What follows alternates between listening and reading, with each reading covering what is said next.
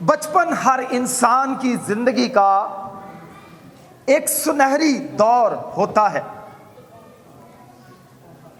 ساری زندگی انسان اپنے بچپن کی یادوں کو تازہ کر کے خوش ہوتا رہتا ہے۔ ہمارے لیے بچپن کے وہ حسین لمحات ہوتے تھے جب گرمیوں کی چھٹیاں ہوتی تھی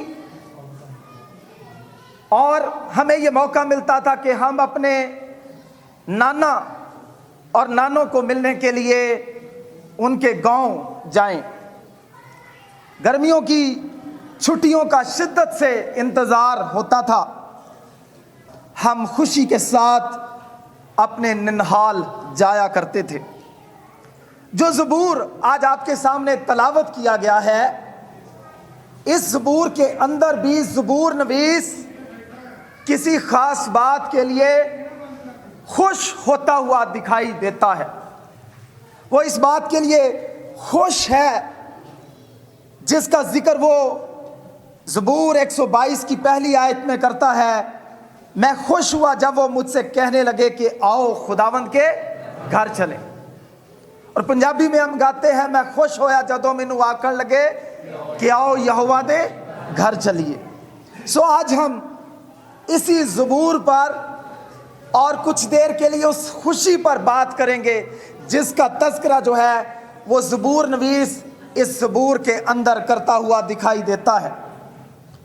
میرے عزیزو، پہلی بات جو میں آج آپ کے سامنے بیان کرنا چاہتا وہ یہ ہے کہ زبور نویس کی خوشی جو ہے وہ اس زبور کے اندر قابل دید ہے۔ ہر یہودی مرد کے لیے فرض تھا کہ وہ سال میں 3 مرتبہ وہ یروشلم شہر کے اندر یا جہاں پر بھی خدا کا گھر پہلے موجود تھا، جیسا کہ سیلا، وہ سال میں 3 مرتبہ خدا کے گھر میں جایا کرتے تھے اور وہاں پر عید فصح، عید خیام اور ہفتوں کی عید، جسے نئے عہد نامے میں عید پینتیکوست کہا گیا ہے، وہ عید پینتیکوست منایا کرتے تھے۔ میرے عزیزو، لہٰذا یہودی لوگوں کے نزدیک ان عیدوں کے موقع پر خدا کے گھر جا کر عید منانا، خدا کی حضوری میں حاضر ہونا، خدا کے لوگوں کے ساتھ مل کر رفاقت رکھنا انتہائی خوشی اور شادمانی کا موقع ہوتا تھا۔ سو وہ جب کبھی خداوند ان کی زندگی میں یہ موقع لاتا کہ وہ خدا کے گھر میں جاتے تو وہ انتہائی خوش و خرم ہوا کرتے تھے۔ وہ خداوند کی تعریف کیا کرتے تھے کہ خدا نے ان کے لیے ایسا موقع فراہم کیا ہے۔ گویا ان کے دل خدا کے گھر کی طرف جانے کی وجہ سے باغ ہو جایا کرتے تھے۔ اور اس زبور میں ایسے ہی جذبات کا اظہار خداوند کا بندہ زبور نویس کرتا ہے اور وہ کہتا ہے، میں خوش ہوا جب وہ مجھ سے کہنے لگے کہ آؤ خداوند کے گھر چلے۔ میں خوش ہویا جدوں مینوں آکھن لگے کہ آؤ یہوہ دے گھر چلے۔ میرے عزیزو، خدا کا ایک خادم جس کا نام چارلس اسپرجن ہے، وہ زبور نویس کی خوشی کے پہلوؤں کو 2 طریقے سے بیان کرتا ہے۔ وہ کہتا ہے کہ زبور نویس کی جو خوشی ہے اس زبور کے اندر وہ 2 نوعیت کی ہے، اور میں تھوڑی دیر کے لیے اس خوشی کے 2 پہلوؤں کو آپ کے سامنے بیان کرنا چاہتا ہوں۔ پہلی بات، زبور نویس اس لیے خوش ہے کہ اسے دوسروں کی طرف سے دعوت ملی ہے۔ زبور میں کیا لکھا ہوا ہے؟ میں خوش ہوا جب وہ مجھ سے کہنے لگے کہ آؤ خداوند کے گھر چلیں۔ زبور نویس اس لیے خوش ہے کیونکہ دوسرے اسے دعوت دے رہے ہیں کہ آؤ ہم خداوند کے گھر چلیں، آؤ خداوند کی ستائش کریں، آؤ خداوند کے حضور جا کر عید منائیں، آؤ خداوند کے حضور جا کر قربانی کریں۔ میرے عزیزو، سو اس زبور کے اندر خداوند کے بندہ کی شادمانی قابل دید ہے۔ پہلے حصے میں اس لیے کیونکہ اسے دوسروں کی طرف سے دعوت ملی ہے، خوش کیوں ہے دوسروں کی وجہ سے؟ وہ اس لیے خوش ہے کہ شاید اب دعوت دینے والے وہ لوگ ہیں جو کبھی خداوند کے گھر میں نہیں جایا کرتے تھے، جو کبھی ماضی میں خدا سے محبت نہیں رکھتے تھے، جن کو خدا کے سبت کی کوئی پاسداری کرنے کا شوق نہیں تھا، جن کے دل میں خدا کی عید منانے کی کوئی آرزو نہیں تھی، ان کے دل میں کوئی خدا کے گھر کے لیے عقیدت اور محبت نہیں تھی۔ اب ان لوگوں نے اسے دعوت دیا کہ آؤ ہم خداوند کے گھر چلیں، اور وہ کیا کہتا ہے؟ میں خوش ہوا جب وہ مجھ سے کہنے لگے کہ آؤ خداوند کے گھر چلیں۔ گویا خدا کے خادم چارلس اسپرجن کے مطابق چونکہ دوسروں نے خدا کے ساتھ چلنا شروع کر دیا ہے، وہ اس لیے خوش ہے۔ میرے عزیزو، اس خوشی میں اس کی اپنی بیوی ہو سکتی ہے، اس خوشی کا سبب اس کا اپنا بیٹا ہو سکتا ہے، بیٹی ہو سکتی ہے، بھائی ہو سکتا ہے، بہن ہو سکتی ہے، پڑوسی ہو سکتا ہے، دوست ہو سکتا ہے، اور وہ ان ساری باتوں کے لیے خدا کا شکر کرتا ہے، اور اس کا دل باغ باغ ہے کہ اب اسے دوسرے لوگ جو پہلے خداوند کے گھر سے دور تھے، آج اسے وہ دعوت دے رہے ہیں کہ آؤ ہم خداوند کے گھر چلیں۔ گویا وہ دوسروں کی طرف سے دعوت دیے جانے کی وجہ سے خوش ہے، اور وہ کہنے لگا میں خوش ہویا جدوں مینوں آکھن لگے کہ آؤ یہوہ دے گھر چلیے۔ وہ دوسروں کی وجہ سے خوش ہے، دوسروں کی وجہ سے شادمان ہے کہ وہ جو پہلے دور تھے اب ان کی لگن بھی خدا کے گھر کی طرف ہو گئی ہے، اور وہ اسے پیغام دعوت دے رہے ہیں کہ آؤ ہم خداوند کے گھر چلیں۔ میرے عزیزو، دوسرا پہلو جو ہے اس کی خوشی کا، وہ اس کی اپنی بھی محبت خداوند کے گھر کے ساتھ ہے۔ ٹھیک ہے، دوسرے اسے کہہ رہے ہیں کہ آؤ ہم خداوند کے گھر چلیں، اور وہ اس بات سے شادمان ہے کہ پہلے وہ خدا کے ساتھ نہیں چلتے تھے، اب وہ بھی خدا کے ساتھ چلنا شروع ہو گئے ہیں، لیکن اس کی اپنی محبت بھی خدا کے ساتھ ہے۔ اور وہ کیا کہتے ہیں؟ میں خوش ہوا۔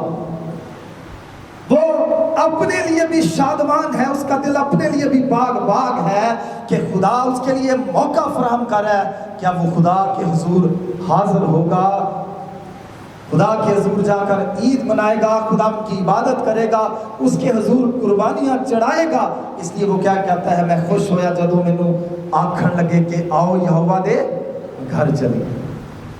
وہ دوسروں کے لیے خوش ہے کہ وہ جو دور تھے اب وہ بھی خدا کے ساتھ چلنا شروع ہو گئے ہیں، اور وہ اپنے لیے بھی خوش ہے کہ خدا نے اسے بھی یہ فیض بخشا ہے، یہ موقع بخشا ہے کہ اب وہ خدا کے گھر میں جائے اور خداوند کی عبادت کرے، وہاں پر پرستش کرے، اسے وہاں پر دیدار الہی حاصل ہوگا، خدا کی حضوری کا فیض اسے خداوند کے گھر میں جا کر نصیب ہوگا۔ ان ساری باتوں کی وجہ سے اس کا دل باغ باغ ہے، اور وہ کہتا ہے میں خوش ہوا جب وہ مجھ سے کہنے لگے کہ آؤ خداوند کے گھر چلیں۔ یاد رکھیں، خدا کی عبادت اور اس کے گھر میں جانے کا خوشی اور شادمانی کے ساتھ بہت گہرا تعلق ہے۔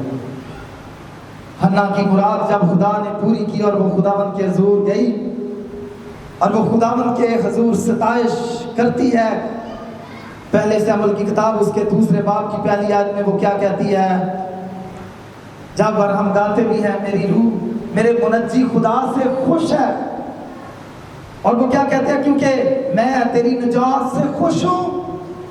جو لوگ میرے عزیزو اپنی زندگیاں خداوند کو دے دیتے ہیں، جو لوگ خداوند سے حقیقی پیار اور محبت کرتے ہیں، جب بھی انہیں خدا کے گھر کی طرف بلایا جاتا ہے، خدا کے کاموں کی طرف بلایا جاتا ہے، خدا کی عبادت کرنے کی دعوت دی جاتی ہے، وہ لاچار نہیں ہوتے، وہ کوفت زدہ نہیں ہوتے، وہ اس بات میں بے چینی اور بے قراری محسوس نہیں کرتے، بلکہ وہ خوشی کے ساتھ خداوند کے گھر جانے میں اپنی بہتری سمجھتے ہیں، اور وہ خداوند کے بندہ داؤد کی طرح کہتے ہیں میں خوش ہوا جب وہ مجھ سے کہنے لگے کہ آؤ خداوند کے گھر چلیں۔ یہ داؤد کا ظہور ہے۔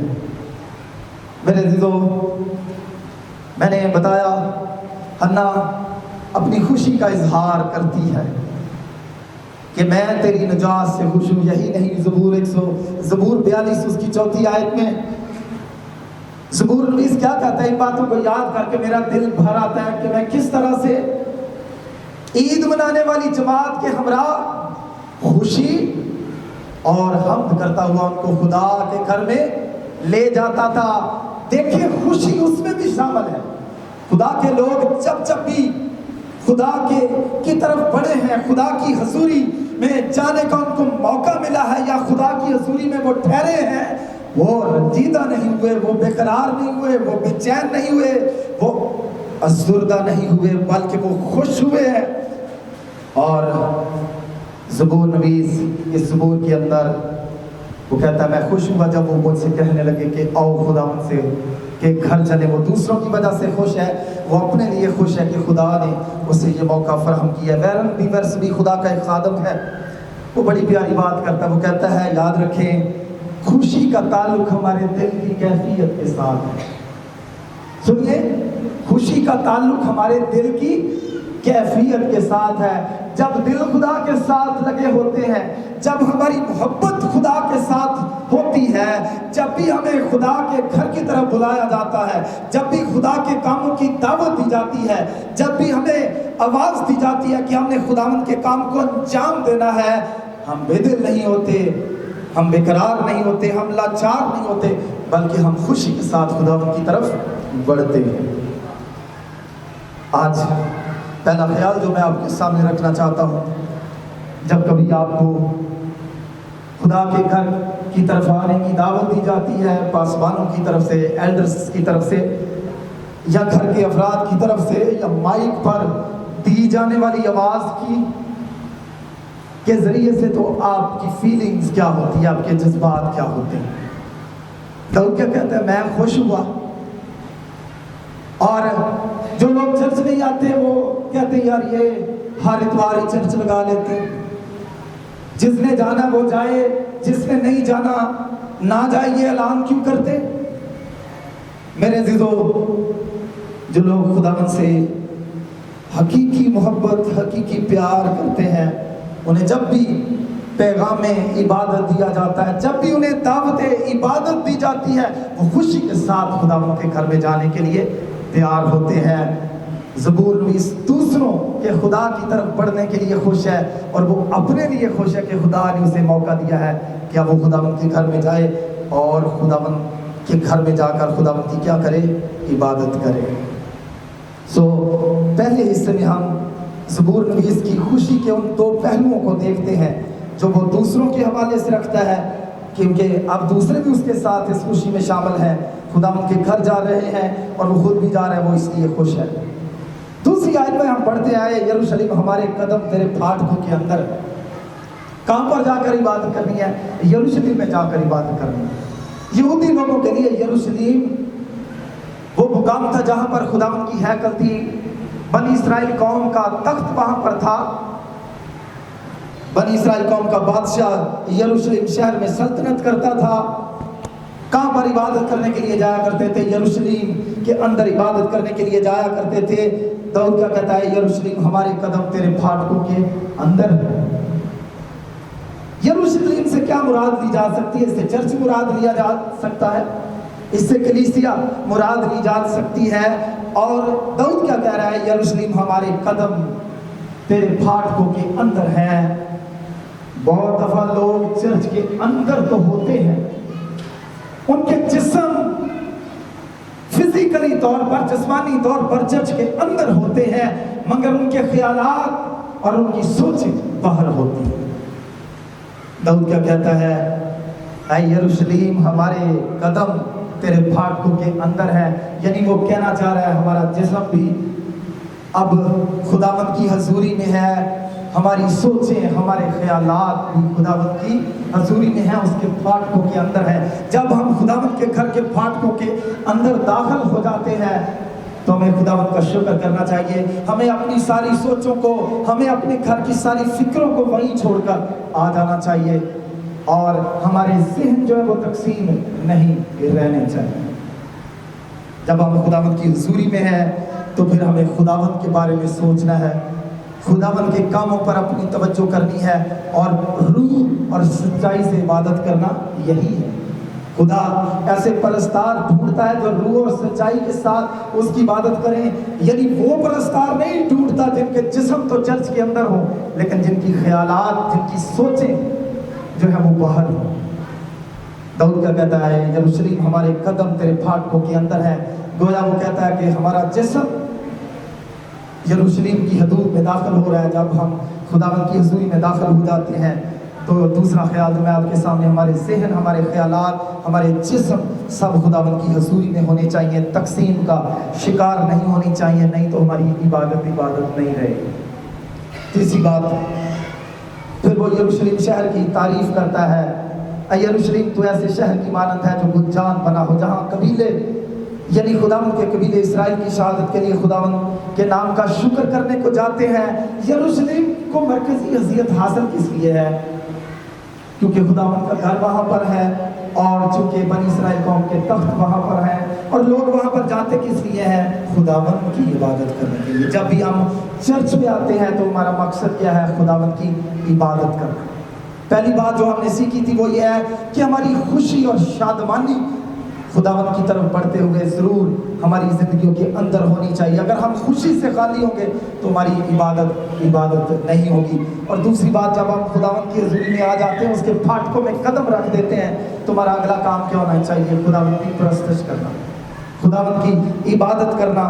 زبور نویس کیا کہتا ہے؟ یروشلم تو ایسے شہر کی مانند ہے جو گنجان بنا ہو، جہاں قبیلے یعنی خداوند کے قبیلے اسرائیل کی شہادت کے لیے خداوند کے نام کا شکر کرنے کو جاتے ہیں. سارے لوگ وہاں پر کس لیے جمع ہوتے ہیں؟ خداوند کا شکر کرنے کے لیے. آج ہم اگر اتوار کو چرچ آئے ہیں تو ہمارا مقصد کیا ہے؟ خداوند کی عبادت کرنا. ہم خداوند کا شکر کرنے کے لیے آئے ہیں، ان کاموں کے لیے، کیونکہ کلام مل کر شکر گزاری کرتے ہوئے اس کے پھاٹکوں میں اور حمد کرتے ہوئے اس کی بارگاہوں میں داخل. ہمیں خوشی کے ساتھ خداوند کی عبادت کرنی ہے.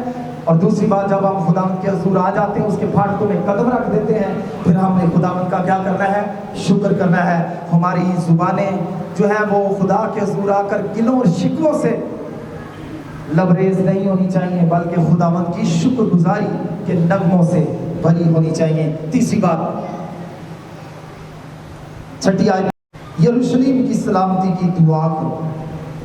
یروشلم کی سلامتی کی دعا کرو جو تجھ سے محبت رکھتے ہیں اقبال مند ہوں گے. تیری فصیل کے اندر سلامتی اور تیرے محلوں میں اقبال مندی ہو. میں اپنے بھائیوں اور دوستوں کی خاطر آپ کہوں گا کہ تجھ میں سلامتی رہے. پہلی بات وہ خوشی کی بات کرتا ہے، پھر وہ خدا کے گھر میں جا کر خدا ان کی پرستش کرنے کی بات کرتا ہے، اور تیسری بات وہ دعا کی بات کرتا ہے. ہمارے دل جو ہے وہ خوشی سے لبریز ہونے چاہیے. ہمارے دل جو ہے وہ خداوند کی پرستش اور ستائش کے جذبے سے سرشار ہونے چاہیے. اور تیسری بات، خداوند کے گھر میں آنے کا جو مقصد ہے وہ ہے دعا کرنا. زبور 122 اس کی 6 آیت میں لکھا ہے، کیونکہ وہاں یروشلم کی سلامتی کی دعا کرو جو تجھ سے محبت رکھتے ہیں وہ اقبال مند ہوں. اور زبور میں ہم گاتے ہیں، دعا منگو اے مل کے سب دم بدم، سلامت رہے شہر یروشلم. خدا کے لوگوں کو یروشلم سے مراد کیا لینی ہے؟ میں نے پہلے بھی بتایا تھا، کلیسیا. یروشلم کیا ہے؟ کلیسیا. خدا کے لوگوں کو ہمیشہ جس کی سلامتی کے لیے دعا کرنی ہے وہ سلطنت اسرائیل نہیں ہے، وہ یروشلم کیا ہے؟ میں اور آپ ہیں حقیقی اسرائیل. مختونی وہ جو دل کا، وہ لوگ اسرائیل ہیں حقیقی جنہوں نے اپنی زندگیاں یسوع مسیح کو دی ہیں. اور ہم نے جب خدا کی کلیسیا کے اندر خدا کی حضوری میں داخل ہو جاتے ہیں، کس کے لیے دعا کرنی ہے؟ یروشلم کی سلامتی کی دعا کرنی ہے، یعنی کلیسیا کی سلامتی کے لیے دعا کرنی ہے. جہاں پر بھی ہے، وہ کربلا روڈ میں ہے، عیسیٰ نگری میں ہے، پوری دنیا میں ہے، گجر محلہ میں ہے، پوری عالمگیر کلیسیا اس کی سلامتی کے لیے دعا کرنی ہے. کیونکہ اگر کلیسیا کی سلامتی ہوگی تو میری بھی سلامتی ہوگی اور آپ کی بھی سلامتی ہوگی. ہم نے نہ صرف کلیسیا کی سلامتی امن کے لیے دعا کرنی ہے، بلکہ کلیسیا کی اقبال مندی کی بھی دعا کرنی ہے، ترقی کی. یہاں پر کیا لکھا ہے؟ تیری فصیل کے اندر سلامتی اور تیرے محلوں میں اقبال مندی ہو. ترقی، کامرانی، کامیابی کی دعا ہم نے کرنی ہے کلیسیا کی.